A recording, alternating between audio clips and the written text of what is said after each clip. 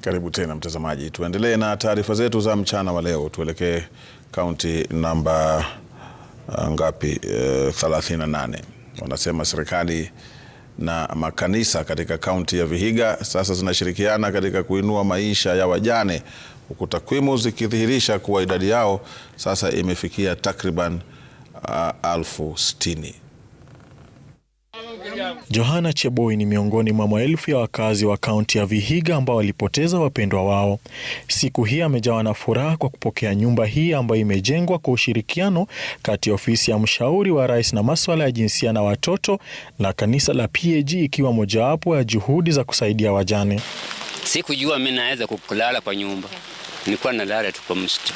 Cheboi anatueleza kando na kumpoteza mke wake, janga jingine limekuwa likimwandama, kwani kati ya watoto 14 waliopata na mkewe 10 wamefariki. Nimekaa nao watoto, pili tunakaa nao hivi. Tuko na watoto karibu sasa wale wamebaki ni 4. Na wale wengine wamesisabulia wale wamekufa. Walikuwa watoto karibu 14. Kilomita kadhaa kutoka kwake Cheboi, Mama Mary anaendelea kupalilia shamba lake. Kando na kuwa mjane, anaishi na wajukuu wake ambao anawashughulikia kwa kuwapa lishe. Mama Mary ni miongoni mwa wale walionufaika kwa kujengewa nyumba hii. Tumefurahia sana kama jamii. Kumbe Mungu alipanga kupitia kwa serikali na kanisa la PAG Kenya. Kabla ya kunufaika na mradi huu, familia hii ilikuwa imepoteza matumaini, haswa ikizingatiwa kuwa nyumba yao ilivuja na waliishi wengi katika nyumba moja.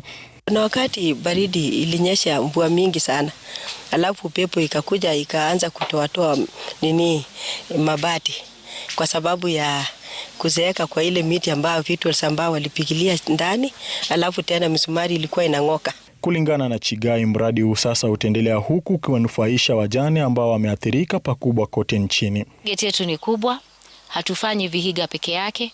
Tukitoka Vihiga tutafanya Kakamega County, tukitoka Kakamega tutaenda Uasin Gishu, tukitoka Uasin Gishu tutaenda Marsabit, kwa sababu kazi ya rais ni kazi ya kila mtu.